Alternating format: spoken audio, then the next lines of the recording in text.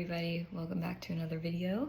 It's been a minute since I've done a tarot reading or an intuitive reading, and I felt called to do one.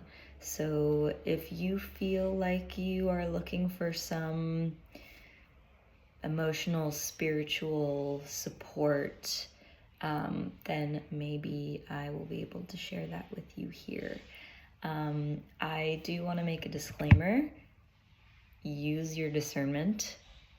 Use your discernment. I use tarot and I do these readings as ways to share my own insights, experiences, wisdom, and I have a lot to share. I have a lot I want to share, and I know that I can offer support. So my intention when I do these is to put it out for whoever needs it to find it.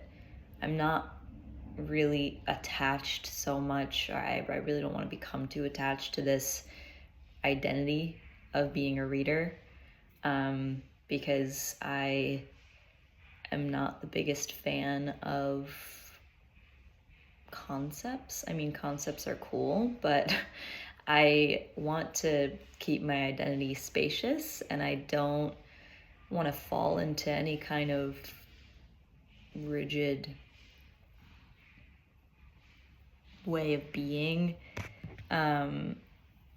Yeah, and I feel like there are a couple of assumptions or ideas either in my own mind or that I feel on the outside around different things. I mean, people have assumptions. I guess it's nature, but I am just kind of like, I've been on this like kind of limbo-y space with presenting myself as a tarot reader and reading tarot, but ultimately like I said, I use it as a tool to share wisdom and insights, and I guess I just want to make this disclaimer so that you can, understand where I'm coming from and get to know me as a reader. And there's so many different kinds of readers and, skilled people who share things, and everyone has different intentions and different ways that they work.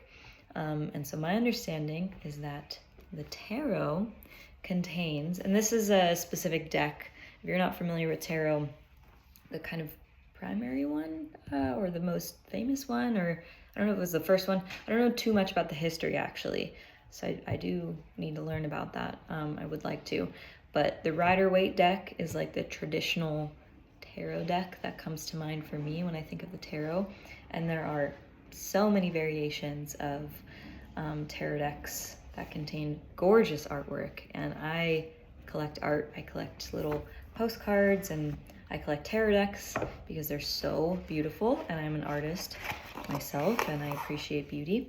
So as I was saying, the tarot contains a set of archetypes, and I love using tarot decks because the archetypes and the symbols that they contain can be interpreted very intuitively.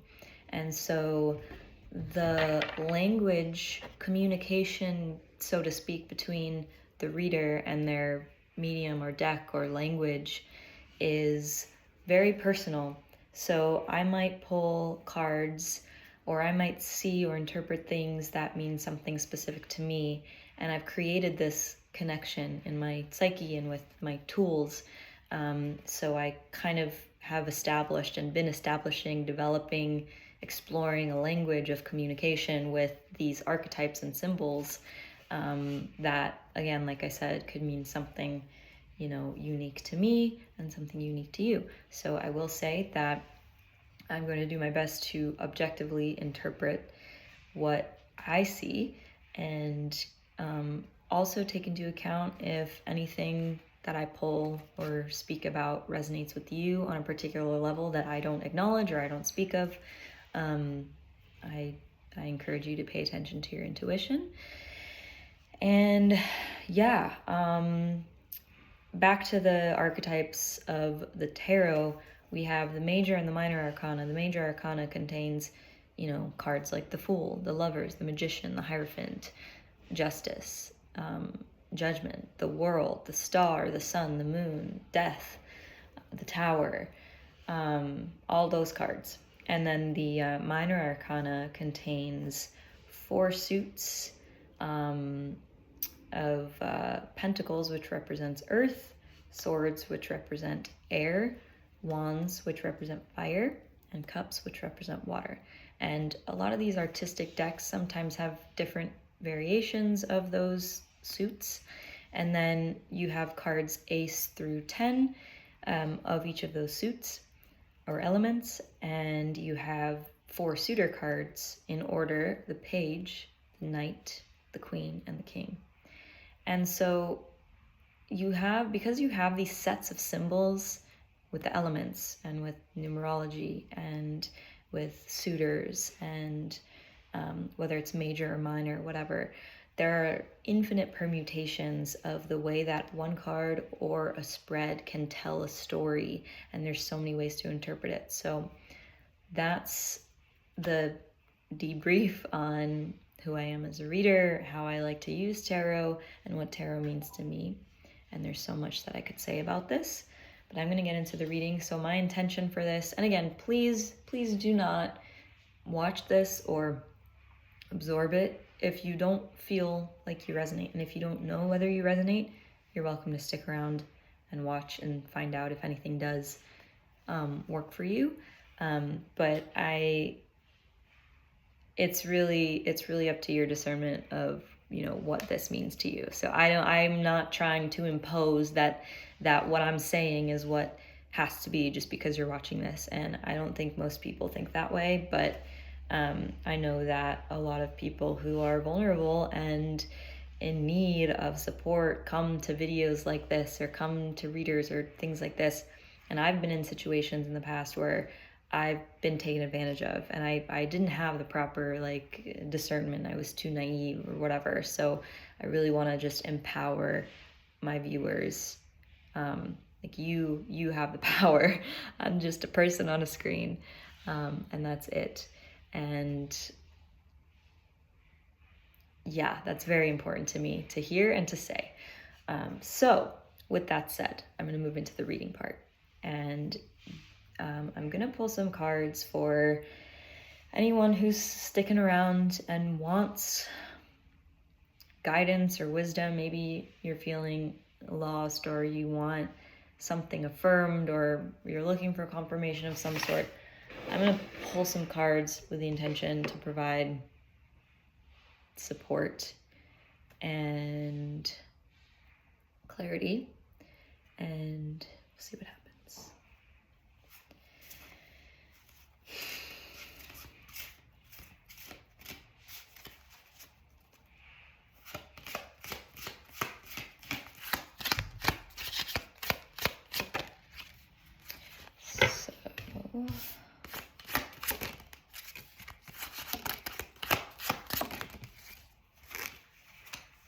So I asked the question, how do you know if this reading is for you, or what are some,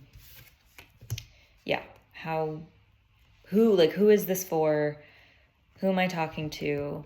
And we got the King of Cups, the High Priestess, and the Six of Pentacles. So I feel like overall you're probably a peaceful, relaxed person. You are probably very intuitive, very generous, and very mature. So yeah. And what confirmations or advice do you need to hear?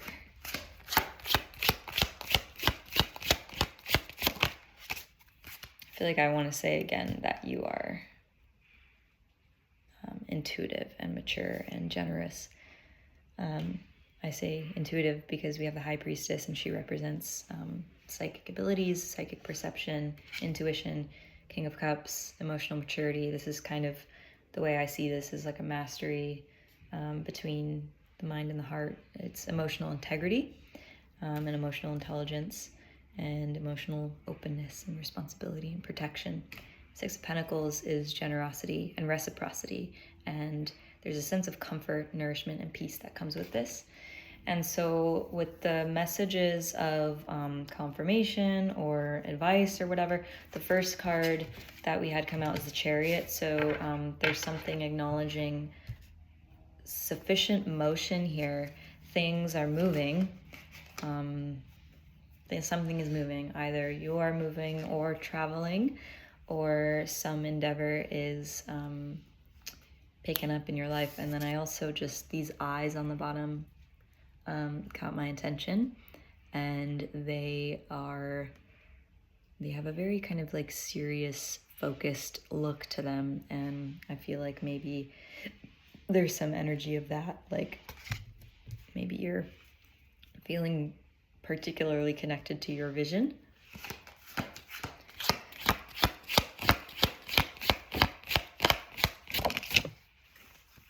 Yeah, okay, so I think you're being acknowledged for your bravery, and you're being encouraged, and I get this little voice in my mind, this little image of a friend or someone like pushing you off of, or pushing you to fall into your next step, and there's this energy of excitement and cheer and encouragement and like a little bit of mischief and playfulness, and the Fool represents new beginnings and taking a leap of faith. So I would say, you know, a word that I could extract from that would be, you know, you're being encouraged to move forward, or to travel, or to move, or to make the move that you want to move, or to continue on, you know, focusing on whatever that vision is.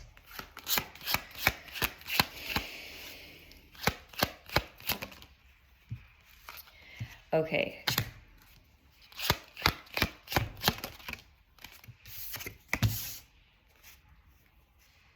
Well, you know, we are astrologically, I personally haven't registered any particularly dramatic or obvious experience or feeling around this current like Mars/Mercury retrograde that we're having right now. I think there's a bunch of retrogrades happening right now, but there's a lot of talk in the astro world about these retrogrades, and how specifically with the Mars one, there could be a lot of resurfacing of past aggressions or resentments or traumas or things like this. We have the Devil, and this represents bondage and attachments, and I would say maybe the ego, the evil inclination. And I've been watching a lot of like Christian spiritual advice videos. A lot of the time when I have a qualm or a thought or something that I'm emotionally kind of navigating or struggling with, I will look it up on Google or YouTube and then read people's advice or, you know, wisdom or insights on that topic.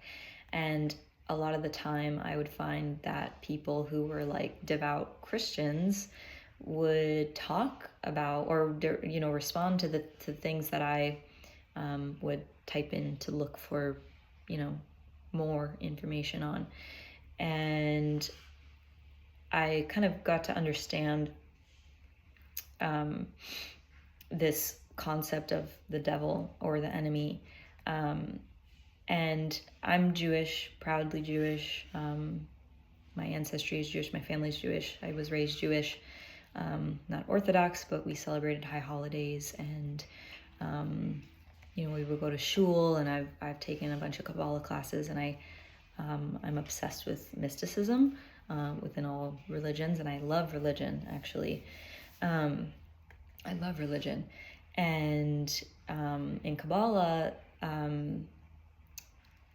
my understanding is that the evil inclination in Kabbalah is kind of parallel with the devil or the enemy in Christianity, and also with the, I guess, the shadow of the ego in psychology. And they're all a part of nature. I will say that they're all a part of nature. In Kabbalah, we teach that, I say we, but it is taught that the evil inclination is kind of that primal aspect of nature that one is born with, and everybody has either an atom, a drop of it, or a lot of it. And the people who have more of it are people who typically, wind up in jail for doing heinous crimes. And in Kabbalah, we talk about, or it is taught, well, I will say I watched this 30-minute podcast interview on YouTube about the evil inclination, and it was a discussion between Kabbalist, I guess, philosophers, and this question was asked: from a Kabbalistic perspective, how do we address the evil inclination in people who are a threat to our society, like murderers and, I won't name other things, but very awful, harmful crimes.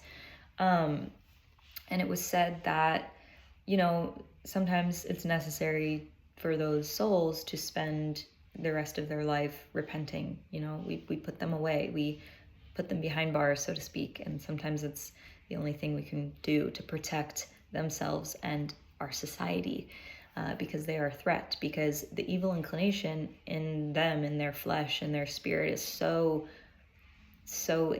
intense that it drove them to do these horrible acts in the first place. And, we believe in reincarnation. And so, for example, in the next life, karma balancing out, the person who did the terrible things might, be reborn as the mother to the person that they did these horrible things to. And another thing that they said was, if they see that someone has a very strong evil inclination, they're very destructive or chaotic or whatever it is, they might assign them a specific role. For example, if someone's a murderer, they might have them become the butcher or the hunter for the village, and they would get to act out the visceral, cathartic, biologically, stimulating or closure creating acts that satiate this aspect of their nature, aka the evil inclination, and in a way that protects them and protects society around them.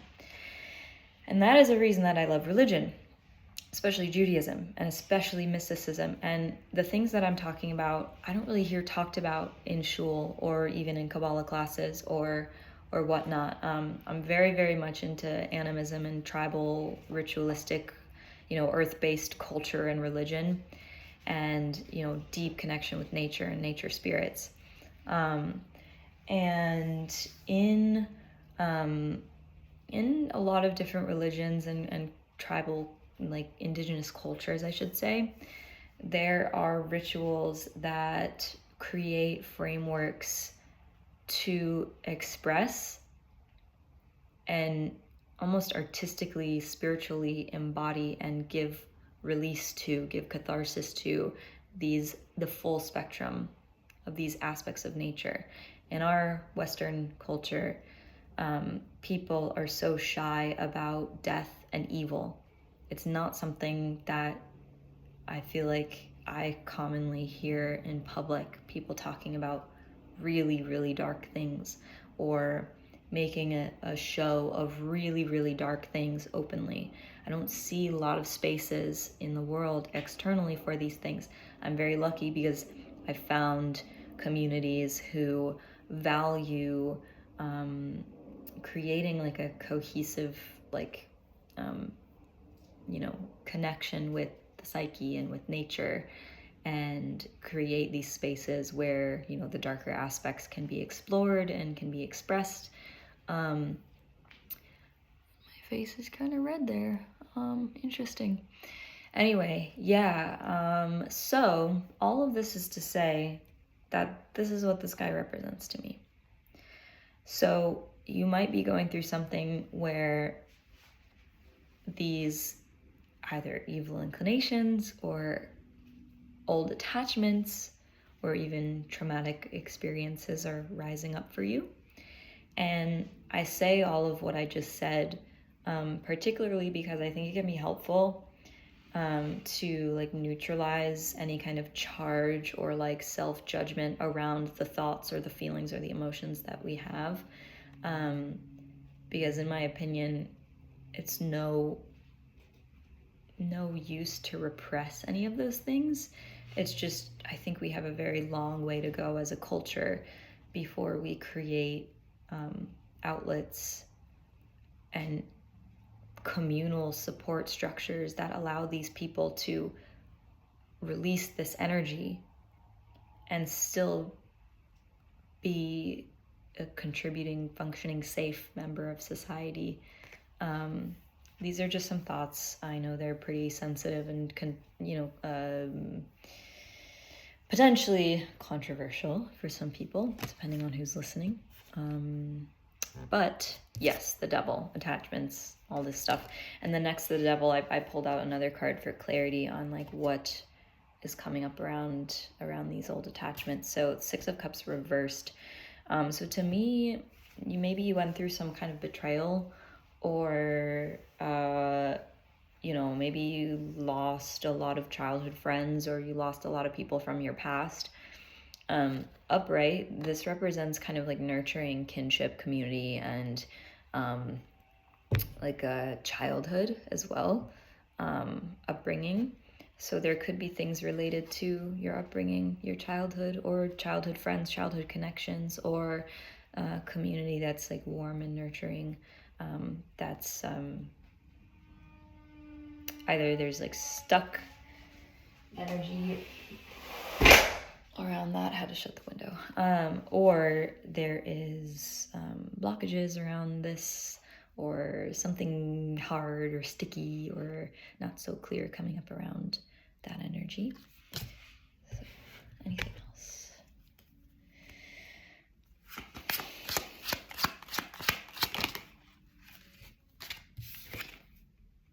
Okay, so I feel like there was a message here. I asked for like final advice or, words of encouragement.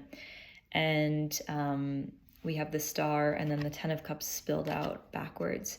So I feel like this is, maybe reminding you that your wishes and your hopes, this energy is already around you. It's showing up, and you might not see the happiness, the bliss, the fulfillment yet externally. And I almost feel like with the card turned inward, it sort of symbolizes this inward reaching or exploration for the 10 of Cups quality, this quality of belonging. And look, beautiful.